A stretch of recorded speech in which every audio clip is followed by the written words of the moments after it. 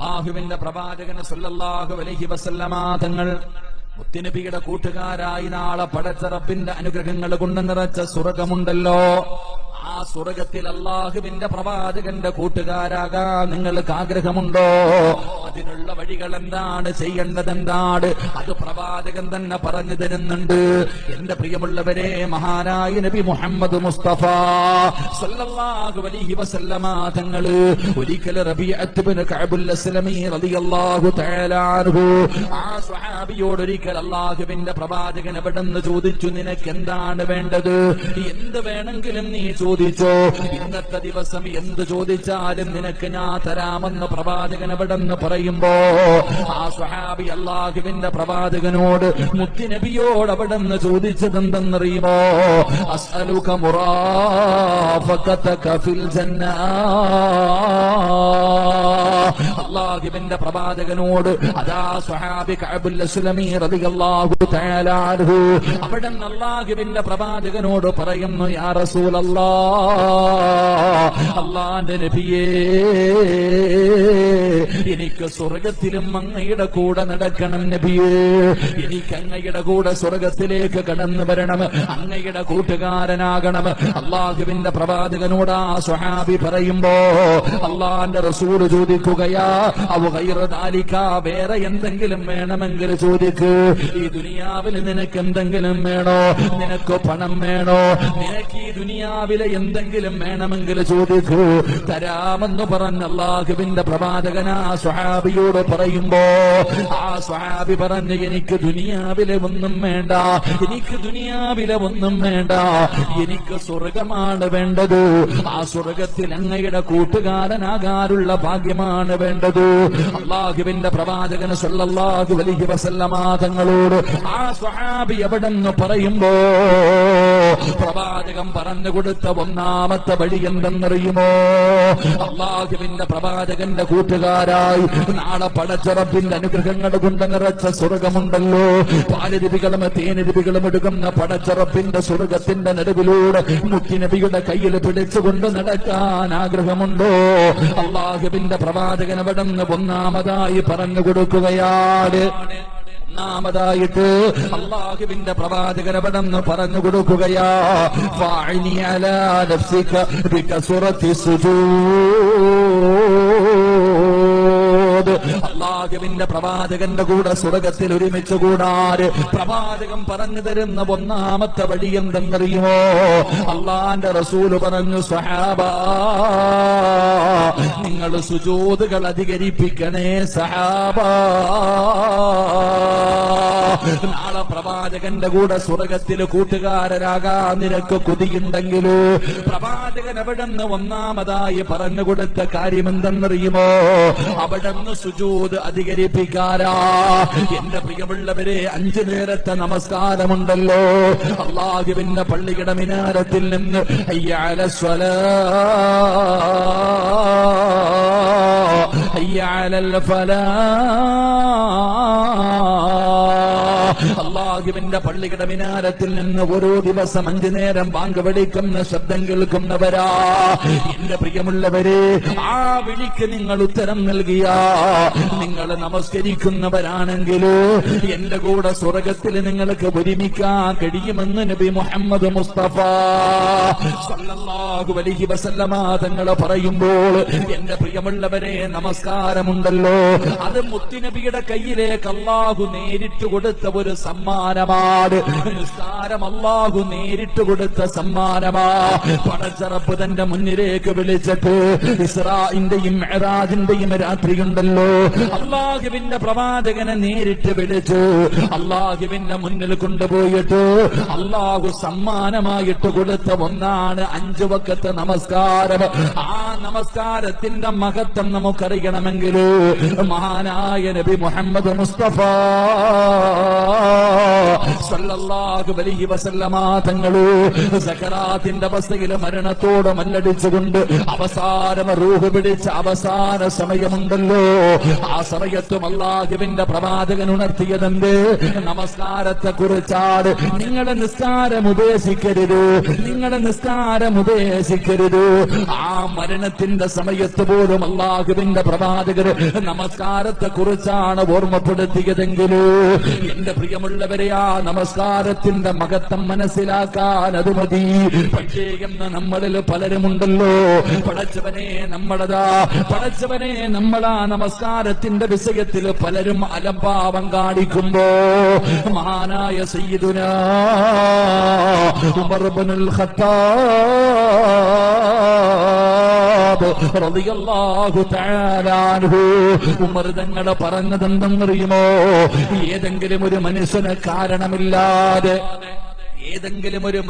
കാരണമില്ലാതെ ഒരു വഖത്ത് നമസ്കാരം കളയാക്കിയാൽ അവന് കാഫിറാണെന്ന് മഹാനായ സയ്യിദുനാ ഉമർ ഇബ്നുൽ ഖത്താബ് റളിയല്ലാഹു തആല അൻഹു പറയുകയാണ്, ഒരു വഖത്ത് നമസ്കാരം ഏതെങ്കിലും ഒരു മനുഷ്യനെ കളയാക്കിയാൽ, കാരണമില്ലാതെ കളയാക്കിയാൽ അവന് കാഫിറാകുമെന്ന് ഉമർ തങ്ങൾ അവിടെ നിന്ന് പറയുമ്പോ എന്റെ പ്രിയമുള്ളവരെ, അത് പറയുന്നതാരാ? ഉമർ തങ്ങളാ. എന്റെ പ്രിയമുള്ളവരെ, ആ ഉമർ ഇബ്നുൽ ഖത്താബ് റളിയല്ലാഹു തആല അൻഹുവിന്റെ ചരിത്രം എടുത്തു നോക്കൂ. അതാ തന്റെ ജീവിതത്തിലെ അവസാനത്തെ ഹജ്ജുണ്ടല്ലോ, ആ ഹജ്ജിന്റെ സമയത്ത് കഅബാലയത്തിന്റെ മുറ്റത്ത് നിന്നുകൊണ്ട് മഹാനായ സയ്യിദുനാ ഉമർ ഇബ്നുൽ ഖത്താബ് റളിയല്ലാഹു തആല അൻഹു അവിടെ നിന്നുകൊണ്ട് ദുആ ചെയ്യുകയാണ്. അല്ലാഹുമ്മ أسألك الشهادة في سبيلك وموتة في بلد نبيك. അതാ ഹജ്ജ് ചെയ്തിട്ട് പിരിയുന്ന സമയത്ത് പരിശുദ്ധമായ കഅബാലയത്തിന്റെ മുറ്റത്ത് നിന്നുകൊണ്ട് ഉമർ ഇബ്നുൽ ഖത്താബ് റളിയല്ലാഹു തആല അൻഹു അല്ലാഹുവിനോട് ദുആ ചെയ്യുന്ന, പടച്ചവരേ, എനിക്ക് ഷഹീദായി മരിക്കണം തമ്പുരാനെ, എനിക്ക് ഷഹീദായി മരിക്കണം തമ്പുരാനെ. എവിടെ കിടന്ന്? മുത്തുനബിയുടെ നാടായ മദീനത്ത് കിടന്ന് എനിക്ക് ഷഹീദാകണം തമ്പുരാനെ. മഹാനായ ഉമർ ഇബ്നുൽ ഖത്താബ് റളിയല്ലാഹു തആല അൻഹു പരിശുദ്ധമായ കഅബാലയത്തിന്റെ മുറ്റത്ത് വെച്ച് ദുആ ചെയ്തു. എന്നിട്ട് തന്റെ നാട്ടിലേക്ക് കടന്നു വന്നു. വെള്ളിയാഴ്ച ജുമുഅ നമസ്കാരത്തിന് കയറി. അതാ ഖുതുബ ഓതുമ്പോ മഹാനായ സയ്യിദുനാ ഉമർ ഇബ്നുൽ ഖത്താബ് റളിയല്ലാഹു തആല അൻഹു അവിടുന്ന് തന്റെ സ്വഹാബത്തിനോട് തഖ്വ കൊണ്ട് വസിയ്യത്ത് ചെയ്യുകയാ, തഖ്വ കൊണ്ട് അവിടുന്ന് വസിയ്യത്ത് ചെയ്യുകയാ. എന്നിട്ട് പറഞ്ഞു, സ്വഹാബ, എന്റെ മരണം അടുത്തു സ്വഹാബ. ഉമർ തങ്ങൾ അവിടുന്ന് യാത്ര പറയുകയാണ്. പടച്ചവനെ, പിറ്റേ ദിവസം ശനിയാഴ്ച ഉമർ ഇബ്നുൽ ഖത്താബ് റളിയല്ലാഹു തആല അൻഹു പള്ളിയിലതാ സുബ്ഹി നമസ്കരിച്ചു കൊണ്ടിരിക്കുകയാണ്. സൂറത്ത് യൂസുഫാണ് ഓതുന്നത്. ഉമർ തങ്ങളതാ സുബ്ഹിക്ക് ഇമാമത്ത് നിൽക്കുകയാണ്. സൂറത്ത് യൂസുഫ് ഓതിക്കൊണ്ടിരിക്കുകയാണ്. സ്വഹാബികൾ മുഴുവനും പുറകിൽ നിന്ന് നമസ്കരിക്കുകയാണ്. ഉമർ തങ്ങൾ നമസ്കരിച്ചു കൊണ്ടിരിക്കുമ്പോ അതാ അബൂ ലുഅൽ എന്ന് പറയുന്ന മജൂസിയുണ്ടല്ലോ, വിഷം കടത്തിയ കടാര കൊണ്ടുവന്നു ഉമർ ഇബ്നുൽ ഖത്താബ് റളിയല്ലാഹു തആല അൻഹുവിന്റെ ശരീരത്തിലേക്ക് കുത്തിയിറക്കുകയാ. തങ്ങളുടെ ശരീരത്തേക്ക് കടാര കുത്തിയിറക്കുകയാണ്. ഉമർ തങ്ങൾ പിടയുകയാ. അല്ലാഹുവേ നമസ്കാരത്തിലാണ്, അല്ലാഹുവേ നമസ്കാരത്തിലാണ്. ഉമർ ഇബ്നുൽ ഖത്താബ് റളിയല്ലാഹു തആല അൻഹു അവിടുന്ന് അതാ കുത്തുകൊണ്ട് പിടയുമ്പോ ഉമർ തങ്ങളെ നിസ്കാരപ്പായിൽ നിന്നിട്ട് ഇമാമായിട്ടാണ് നിൽക്കുന്നത്. അവിടെ നിന്നുകൊണ്ട് വിളിച്ചു പറഞ്ഞു, അല്ലാഹു അക്ബർ, അല്ലാഹു അക്ബർ, അല്ലാഹു അക്ബർ. 3 പ്രാവശ്യം ഉമർ തങ്ങൾ വിളിച്ചു പറയുകയാ. അല്ലാഹുവേ, ഉമർ തങ്ങൾ വിളിച്ചു പറയുമ്പോ മഹാനായ അബ്ദുറഹ്മാൻ ഇബ്നു ഔഫ് റളിയല്ലാഹു തആല അൻഹു ആ സ്വഹാബി പുറകിലാണ്. പടച്ചവരെ ഉമർ തങ്ങൾ അവിടെന്ന് പറയുമ്പോ ഉമർ തങ്ങളതാ നിസ്കാരപ്പായിലേക്ക് പിടഞ്ഞു വീഴുമ്പോ അബ്ദുറഹ്മാൻ ഇബ്നു ഔഫ് റളിയല്ലാഹു തആല അൻഹു പുറകിൽ നിന്ന് ഇമാമായി കേറി നിൽക്കുകയാ. സഹോദരാ, നമസ്കാരമാണ്. ശത്രു കൊല്ലാമെന്നപ്പോ പിടഞ്ഞോടിയില്ല, ജീവനം കൊണ്ട് 4 ഭാഗത്തേക്ക് ഓടിയില്ല. പടച്ചവനെ, ഉമർ തങ്ങൾ തന്റെ കണ്ണിന്റെ മുന്നിൽ കുത്തുകൊണ്ട് പിടഞ്ഞ് താഴെ വീഴുമ്പോഴും അവര് നമസ്കാരത്തിലാ. കാരണം അവർ അല്ലാഹുവിന്റെ മുന്നിലാണ് നിൽക്കുന്നത്, അവര് പടച്ച റബ്ബിന്റെ മുന്നിലാണ് നിൽക്കുന്നത്. എല്ലാവരും അവിടെ നിന്ന് നമസ്കാരം പൂർത്തീകരിച്ചു. എന്റെ പ്രിയമുള്ള സഹോദരാ, മഹാനായ സയ്യിദുനാ ഉമർ ഇബ്നുൽ ഖത്താബ് റളിയല്ലാഹു തആല അൻഹു ബോധമില്ലാതെ കിടക്കുകയാണ്, ബോധം കെട്ട് കിടക്കുകയാണ്. അതാ തന്റെ വയറിലൂടെ രക്തം ഇങ്ങനെ ഒലിച്ചുകൊണ്ടിരിക്കുകയാണ്. സഹാബികൾ മുഴുവനും ചുറ്റുഭാഗത്ത് ഒരുമിച്ച് കൂടി പടച്ചവരെ ഉമർ തങ്ങളെ വിളിക്കുകയാണ്. പടച്ചവനെ, മരിക്കുന്നതിന് മുമ്പ് എന്തെങ്കിലും ഒരു വസിയത്ത് നൽകിയാലോ. നമസ്കരിച്ചുകൊണ്ടിരിക്കുക ഉമർ തങ്ങള്. അപ്പോഴാണ് ഒരുത്തൻ കടാര കൊണ്ടുവന്ന് കുത്തിയിറക്കിയത്. എന്റെ പ്രിയമുള്ളവരെ, ഉമർ തങ്ങള് നിസ്കാരപ്പായിലേക്ക് താഴേക്ക് വീഴുമ്പോ അവിടെ നിന്ന് പറഞ്ഞു അല്ലാഹു അക്ബർ, അല്ലാഹു അക്ബർ, അല്ലാഹു അക്ബർ 3 പ്രാവശ്യം പറഞ്ഞു. പുറകെ നിന്ന് സഹാബി കയറിയിട്ട് ഇമാമത്താ നിന്നെ കയറി പിടിക്കല്ലേ ഇത്. എന്റെ പ്രിയമുള്ളവരെ, ഉമർ തങ്ങൾ പിടഞ്ഞു വീണു. അവിടെ നിന്ന് മരണത്തോട് മല്ലടിച്ചു ബോധം കെട്ടിട്ട് കിടക്ക. സഹാബികൾ മുഴുവനും നമസ്കാരം കഴിഞ്ഞിട്ട് ചുറ്റുഭാഗത്ത് വന്ന് നിൽക്കുകയാ. ഉമർ തങ്ങളെ വിളിക്കുന്നുണ്ട്. പടച്ചവനെ, മരിക്കുന്നതിന് മുമ്പ് എന്തെങ്കിലും ഒരു നസീഹത്ത് നൽകിയാലോ, എന്തെങ്കിലും ഒരു വസിയത്ത് നൽകിയാലോ. എല്ലാവരും ചുറ്റുഭാഗത്ത് നിന്നിട്ട് ഉമർ ഇബ്നുൽ ഖത്താബ് റളിയല്ലാഹു തആല അൻഹുവിനെ വിളിക്കുന്നു, എഴുന്നേൽക്കുന്നില്ല. ആ സമയത്ത് ഉമർ തങ്ങളുടെ പ്രിയപ്പെട്ട പൊന്നുമോൻ സഹാബത്തിനോട് പറഞ്ഞു, എന്റെ വാപ്പ എഴുന്നേക്കാൻ ഞാനൊരു വഴി പറഞ്ഞു തരാം. ഉമർ തങ്ങളുടെ പ്രിയപ്പെട്ട പൊന്നുമോൻ അവിടെ നിന്ന് പറയുക, ഞാനൊരു വഴി പറഞ്ഞു തരാം. എന്റെ പ്രിയമുള്ള സഹോദരങ്ങളെ, ചുറ്റുഭാഗത്ത് നിൽക്കുന്ന സഹാബത്തിനോട് പറഞ്ഞുകൊടുത്തു, വാപ്പാടെ ചെവിയിൽ നമസ്കാരം എന്ന് പറയാൻ.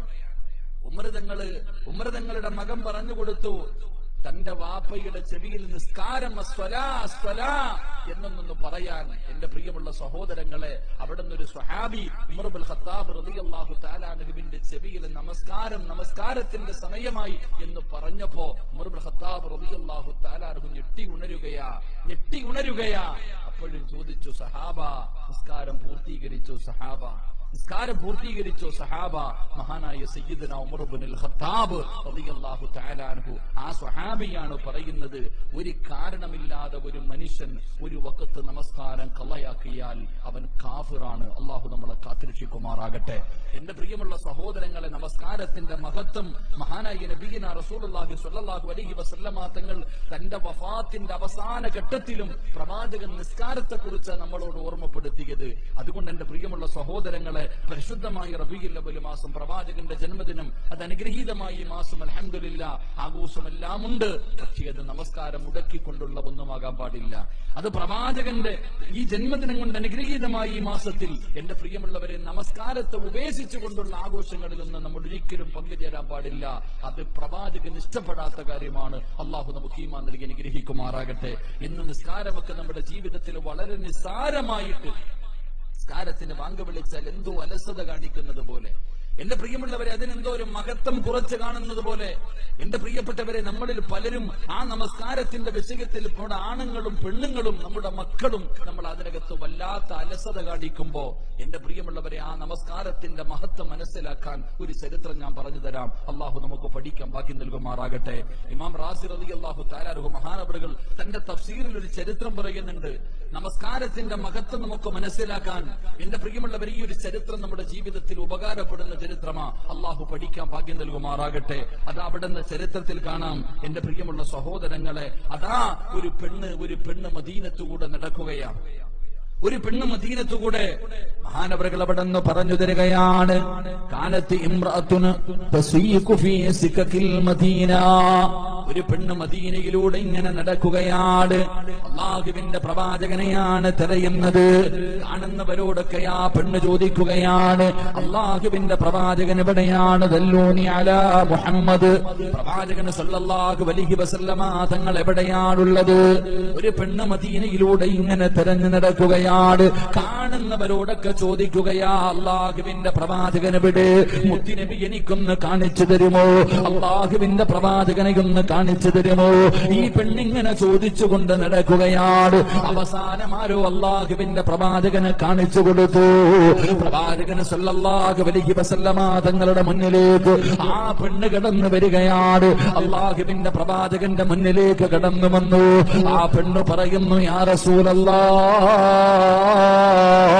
അല്ലാഹുവിന്റെ നബിയേ, ജീവിതത്തിൽ ഞാനൊരു തെറ്റ് ചെയ്തവളാ. അല്ലാഹു എനിക്ക് പുറത്തു തരുമോ നബിയേ? അല്ലാഹു എനിക്ക് പുറത്തു തരുമോ നബിയേ? ജീവിതത്തിൽ ഞാനൊരു വലിയ പാപം ചെയ്തവളാണ്. അല്ലാഹുവിന്റെ പ്രവാചകൻ സല്ലല്ലാഹു അലൈഹി വസല്ലമ തങ്ങളുടെ മുന്നിലേക്ക് ആ പെണ്ണ് വന്ന് കരഞ്ഞുകൊണ്ട് പറയുമ്പോ അല്ലാഹുവിന്റെ പ്രവാചകൻ ചോദിച്ചു, നീ നിന്റെ ജീവിതത്തിൽ ചെയ്ത പാപമെന്താ? എന്റെ പ്രിയപ്പെട്ട പെങ്ങള്, ഇത് നല്ലതുപോലെ കേട്ടോ പൊന്നുമോളെ. അല്ലാഹുവിന്റെ പ്രവാചകൻ സല്ലല്ലാഹു അലൈഹി വസല്ലമ തങ്ങൾ ആ പെണ്ണിനോട് ചോദിച്ചു, നീ എന്ത് പാപമാണ് ചെയ്തത്? ആ സമയത്ത് ആ പെണ്ണ് പറയുകയാണ്, അല്ലാഹുവിന്റെ റസൂലിനോട് പറയുന്നു, ഇന്നി സനയിതു യാ റസൂലല്ലാഹ്, അല്ലാഹുവിന്റെ നബിയേ, എന്റെ പ്രിയപ്പെട്ട ഭർത്താവുണ്ടല്ലോ, എന്റെ പ്രിയപ്പെട്ട ഭർത്താവുണ്ടല്ലോ, ആ മനുഷ്യനതാ കച്ചവടത്തിന് വേണ്ടി പോവുകയാണ്. ഒരുപാട് കൊല്ലം കഴിഞ്ഞാണ് വന്നത്, ഒരുപാട് വർഷങ്ങൾ കഴിഞ്ഞാണ് എന്റെ ഭർത്താവ് വന്നത്. എന്റെ ഭർത്താവ് ജോലിക്ക് പോയപ്പോ ഞാൻ വ്യഭിചരിച്ചു നബിയേ. ഒരു മനുഷ്യനുമായി ഞാൻ വ്യഭിചാരത്തിൽ ഏർപ്പെട്ടു. ആ പെണ്ണ് പറയുകയാണ്, അങ്ങനെ ഞാൻ ഗർഭിണിയായി, വ്യഭിചാരത്തിലൂടെ ഞാൻ ഗർഭിണിയായി. ആ പെണ്ണ് അല്ലാഹുവിന്റെ പ്രവാചകനോട് പറയുകയാണ്, ഞാൻ ഗർഭിണിയായി, ആരും അറിയാതെ ഞാൻ എന്റെ കുഞ്ഞിനെ വളർത്തുകയാണ്. ഗർഭിണിയായത് ആരോടും പറഞ്ഞില്ല. ആ പെണ്ണ് ആരെയും അറിയിക്കാതെ അവിടുന്ന് അതാ 9.5 മാസം കഴിഞ്ഞ് അവിടുന്ന് പ്രസവിക്കുകയാ. അതാ ഒരു കുഞ്ഞിന് ജന്മം കൊടുത്തു. അല്ലാഹുവേ, ആ പെണ്ണ് പറയുന്നു, യാ റസൂലല്ലാഹ്, അതാ പ്രസവിച്ചു കഴിഞ്ഞപ്പോ അതാ വ്യഭിചാരത്തിലൂടെ ഉണ്ടായ തന്റെ കുഞ്ഞുണ്ടല്ലോ, 9.5 മാസക്കാലം ഗർഭം ചുമന്ന് മരണവേദനയുടെ വേദനയെന്നത് പ്രസവിച്ച തന്റെ പൊന്നാര കുഞ്ഞുണ്ടല്ലോ, ആ കുഞ്ഞിനെ ആ പെണ്ണു കൊന്നുകളയുകയാണ്. അതാ പ്രസവിച്ച ഉടനെ ആരും അറിയാതെ കുഞ്ഞിനെ കൊന്നു. എന്നിട്ട് എന്തേ ചെയ്തതെന്നറിയോ? ആ പെണ്ണിന്റെ ജോലി എന്തായിരുന്നെന്നറിയുമോ? പടച്ചവനെ, സുറുക്ക കച്ചവടം നടത്തുന്നവളാ. അതാ വീഞ്ഞുപോലെ പടച്ചവനെ, അതാ സുറുക്കയുടെ കച്ചവടം നടത്തുന്ന പെണ്ണാട്. അതാ വ്യഭിചാരത്തിലൂടെ ഉണ്ടായ കുഞ്ഞിനെ പ്രസവിച്ചു. പ്രസവം കഴിഞ്ഞപ്പോൾ ആ കുഞ്ഞിനെ കൊല്ലുകയാണ്. കൊന്നു കഴിഞ്ഞിട്ട്, യാ റസൂലല്ലാഹ്, അല്ലാഹുവിന്റെ നബിയേ, ആ കുഞ്ഞിനെ ഞാൻ എന്ത് ചെയ്തെന്നറിയുമോ? അതാ ഏറ്റവും കൂടുതൽ വീര്യം കൂടിയ സുറക്കകത്തേക്ക് ആ ചോര കുഞ്ഞിനെ ഇടുകയാണ്. താൻ നൊന്ത് പ്രസവിച്ച കുഞ്ഞിനെ കൊന്നിട്ട് ആ കുഞ്ഞിനെ അതാ സുറുക്കയിടകത്തേക്ക് ഇട്ടിട്ട് കുടിച്ചിടുകയാ. പടച്ചവനെ, ആ പിഞ്ചു കുഞ്ഞുണ്ടല്ലോ, അതിനകത്ത് കിടന്നിട്ട് ആ കുഞ്ഞിന്റെ ഇറച്ചിയുണ്ടല്ലോ, ആ കുഞ്ഞിന്റെ മാംസമുണ്ടല്ലോ, ആ കുഞ്ഞിന്റെ എല്ലുകളുണ്ടല്ലോ, ആ സുറുക്കകത്തിങ്ങനെ അലിഞ്ഞു ചേരുകയാ. അല്ലാഹുവേ, മാസങ്ങളോളം ഇങ്ങനെ അതിനകത്തിട്ടു. ആ കുഞ്ഞിന്റെ ശരീരം മുഴുവനും അതിലേക്ക് അലിഞ്ഞു ചേർന്നു. അതിലേക്ക് ആ മാംസവും എല്ലുമല്ല ആ സുറുക്കകത്തേക്ക് അലിഞ്ഞു ചേർന്നു. ആ പെണ്ണ് പറയുന്ന നബിയേ,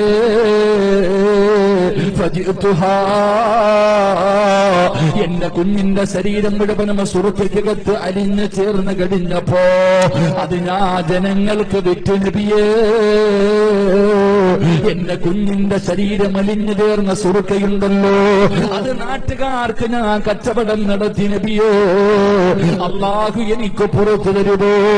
പ്രവാചകന്റെ മുന്നിൽ ആ പ്രിയപ്പെട്ട പെണ്ണ് കരഞ്ഞുകൊണ്ട് പറയുമ്പോ അള്ളാഹുവിന്റെ പ്രവാചകന്റെ കണ്ണ് നിറയുകയാണ്. പടച്ചവനെ, എത്ര പാപമാണ്, വ്യഭിചരിച്ചിട്ടുണ്ട്, അതാ കൊന്നിട്ടുണ്ട്, അള്ളാഹുവേ അതാ അതാ കച്ചവടം നടത്തിയിട്ടുണ്ട്. ഈ 3 പാപമാണ് ആ പെണ്ണ് ചെയ്തത്. വിവാഹം കഴിഞ്ഞ പെണ്ണ് വ്യഭിചരിച്ചാൽ എറിഞ്ഞു കൊല്ലണമെന്നാണ്. ഒരു മുസ്ലിമിനെ കൊന്നാൽ പടച്ചവനെ തിരിച്ചവരെയും കൊല്ലണമെന്നാണ് അള്ളാഹുവിന്റെ പ്രവാചകന്റെ മുന്നിൽ കരഞ്ഞുകൊണ്ട് പറയുമ്പോ അള്ളാന്റെ റസൂല് ചോദിച്ചതെന്തെന്നറിയോ? ആ പെണ്ണിനോട് ചോദിച്ച ചോദ്യം എന്തെന്നറിയോ? എന്റെ പ്രിയമുള്ളവരെ, ഫഇന്നി അറാ അന്നക തറക്തി സ്വലാത്തൽ അസ്രി.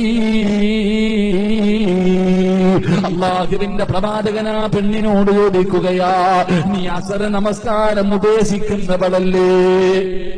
നീ അസർ നമസ്കാരം ഉപേക്ഷിക്കുന്ന പെണ്ണല്ലോ. അസർ നമസ്കാരം ഉപേക്ഷിച്ചത് കൊണ്ടാണ് നിന്റെ ഹൃദയം ഇത്ര കഠിനമായി പോയതെന്ന് നബി മുഹമ്മദ് മുസ്തഫ സല്ലല്ലാഹു അലൈഹി വസല്ലമ തങ്ങൾ പറയുമ്പോൾ, പടച്ചവനെ, ഒരേ ഒരു വഖത്ത് നമസ്കാരം മുടക്കിയപ്പോ ഈ അവസ്ഥയാണെങ്കിൽ എന്റെ പ്രിയമുള്ളവരെ, 5 നേരത്തെ നമസ്കാരം ഉപേക്ഷിച്ച് കഴിയുന്ന ഒരു മനുഷ്യന്റെ അവസ്ഥ ചിന്തിച്ചു നോക്കൂ. അതുകൊണ്ട് എന്റെ പ്രിയമുള്ള സഹോദരാ, അല്ലാഹുവിന്റെ പ്രവാചകൻ സല്ലല്ലാഹു അലൈഹി വസല്ലമ തങ്ങള് അതാ നടക്കാൻ കഴിയാഞ്ഞിട്ട് പോലും സ്വഹാബികളുടെ ചുമലിൽ കൈവച്ചിട്ട് അല്ലാഹുവിന്റെ പ്രവാചകനെ പള്ളിയിൽ പോയി നമസ്കരിച്ച ചരിത്രങ്ങൾ നമുക്കറിയാം.